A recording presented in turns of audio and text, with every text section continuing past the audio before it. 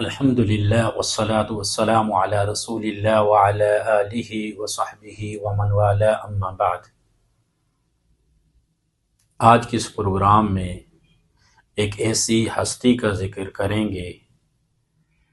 جن کا نام اسلام کی بنیادوں میں شامل ہے اور آپ ہی کے گھر سے دین اسلام کا پودا پروان چڑھا ہے۔ میری مراد سیدہ خدیجہ بنت خویلد رضی اللہ تعالی عنہا کی ذات مبارکہ ہے۔ آپ رضی اللہ تعالی عنہا کے بارے میں سیر اعلام النبلاء میں امام ذہبی نے لکھا ہے، کانت تدعى فی الجاہلیت الطاہرہ، کہ سیدہ خدیجہ رضی اللہ تعالی عنہا زمانہ جاہلیت میں بھی اپنی شرافت کی وجہ سے، پاک دامنی کی وجہ سے طاہرہ کے لقب سے مشہور تھی۔ رسول اللہ صلی اللہ علیہ وسلم کے اخلاق حسنہ سے متاثر ہو کر سیدہ خدیجہ رضی اللہ تعالی عنہا نے رسول اللہ صلی اللہ علیہ وسلم سے نکاح کیا، اور آپ رضی اللہ تعالی عنہا کو یہ شرف حاصل ہے کہ آپ سے پہلے رسول اللہ صلی اللہ علیہ وسلم نے کسی عورت سے نکاح نہیں فرمایا تھا۔ اور اس کے علاوہ ایک یہ شرف بھی حاصل ہے، امام مسلم روایت کرتے ہیں، لم یتزوج النبی علی خدیجہ حتی ماتت، کہ رسول اللہ صلی اللہ علیہ وسلم نے سیدہ خدیجہ کے ہوتے ہوئے کسی دوسری خاتون سے نکاح نہیں کیا یہاں تک سیدہ خدیجہ وصال فرما گئی۔ آپ رضی اللہ تعالی عنہا کو یہ شرف بھی حاصل ہے کہ رسول اللہ صلی اللہ علیہ وسلم پر سب سے پہلے آپ ایمان لائی۔ سیر اعلام النبلاء میں امام ذہبی کہتے ہیں، وَأَوَّلُ مَنْ آمَنَ بِهِ وَصَدَّقَهُ قَبْلَ كُلِّ وَاحِدٍ، کہ سیدہ خدیجہ رضی اللہ تعالی عنہا کی ذات مبارکہ وہ ہے جو سب سے پہلے رسول اللہ صلی اللہ علیہ وسلم پر ایمان لائی اور سب سے پہلے رسول اللہ صلی اللہ علیہ وسلم کی تصدیق کی۔ رسول اللہ صلی اللہ علیہ وسلم پر جب غار حرا میں پہلی وحی نازل ہوئی تو آپ صلی اللہ علیہ وسلم پر ایک خاص کیفیت طاری تھی۔ اس میں سیدہ خدیجہ رضی اللہ تعالی عنہا نے تاریخی جملے کہے، بخاری شریف کی حدیث ہے، آپ نے کہا کلا واللہ ما یخزیک اللہ ابدا، اللہ کی قسم اللہ کبھی بھی آپ کو تنہا نہیں چھوڑے گا۔ آپ تو صلہ رحمی کرتے ہیں، آپ تو دوسروں کا بوجھ اٹھاتے ہیں، مہمان نوازی کرتے ہیں، غریبوں کے لیے کماتے ہیں۔ سیدہ خدیجہ رضی اللہ تعالی عنہا نے صرف الفاظ کے ساتھ رسول اللہ کی مدد نہیں کی، بلکہ اپنا مال، اپنی جان، سب کچھ رسول اللہ صلی اللہ علیہ وسلم کے لیے پیش کیا۔ یہی وجہ ہے کہ شیب ابی طالب میں 3 سال سیدہ خدیجہ نے رسول اللہ صلی اللہ علیہ وسلم کے ساتھ فاقوں میں گزارے، رسول اللہ صلی اللہ علیہ وسلم کا ساتھ چھوڑا اور نہ ہی کوئی شکوہ کیا۔ سیدہ خدیجہ رضی اللہ تعالی عنہا کی دین کے لیے خدمات کی وجہ سے اللہ سبحانہ و تعالی نے آپ رضی اللہ تعالی عنہا کو بہت ساری فضیلتیں عطا فرمائی ہیں۔ سب سے پہلے بخاری کی حدیث ہے، حضرت جبریل نبی پاک صلی اللہ علیہ وسلم کے پاس تشریف لائے اور کہنے لگے کہ سیدہ خدیجہ جب آپ کے پاس آئیں، فقرأ علیہا من ربها السلام ومنی، جب آپ کے پاس آ جائیں تو ان کو اللہ کا، ان کے رب کا سلام پہنچا دیں اور میرا سلام بھی پہنچا دیں۔ وبشرها ببیت فی الجنت من قصب لا صخب فیہ ولا نصب، کہ جنت میں ان کو ایک ایسے محل کی خوشخبری سنا دیں جو موتیوں سے بنا ہوا ہے، جس میں نہ شور ہوگا اور نہ تھکاوٹ ہوگی۔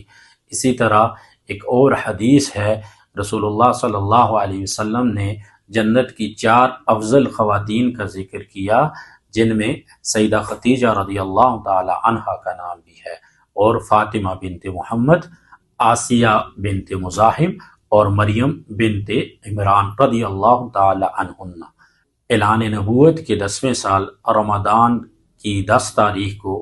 سیدہ خدیجہ الکبریٰ رضی اللہ تعالی عنہا نے وصال فرمایا۔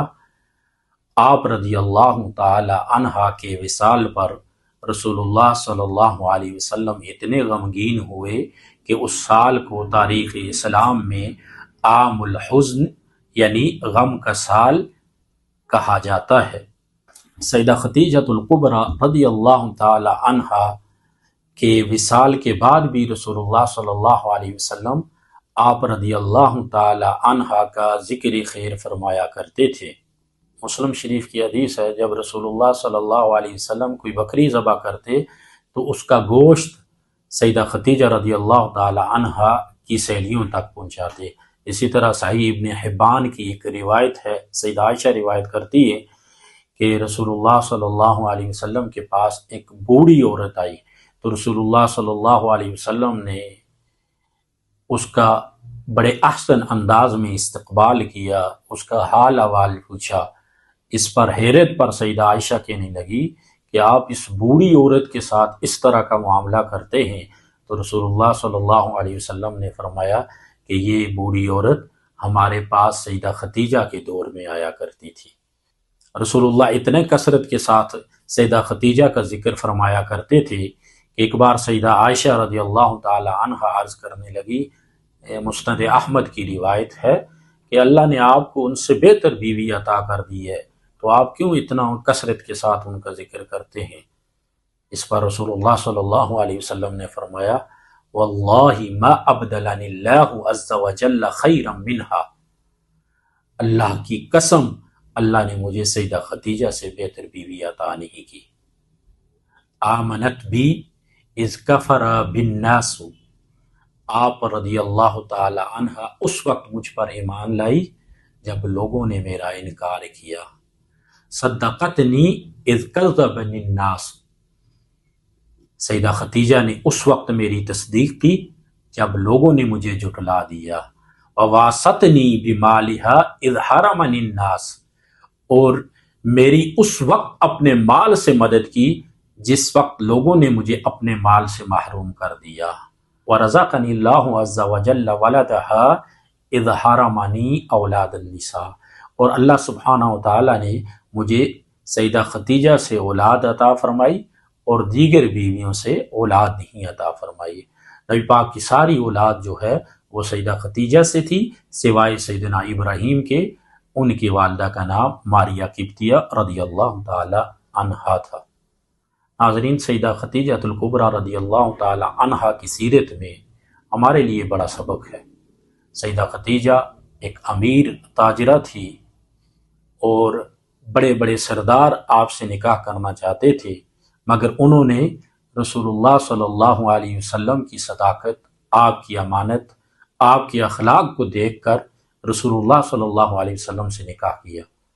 آج ہمیں بھی رشتہ کرتے وقت صرف دولت کو نہیں دیکھنا چاہیے، صرف یہ نہیں دیکھنا چاہیے کہ لڑکا یورپ میں ہے یا لڑکا برطانیہ ہے یا اچھی نوکری کرتا ہے، بلکہ اس کے کردار، اس کے اخلاق اور اس کی دینداری کو دیکھنا چاہیے۔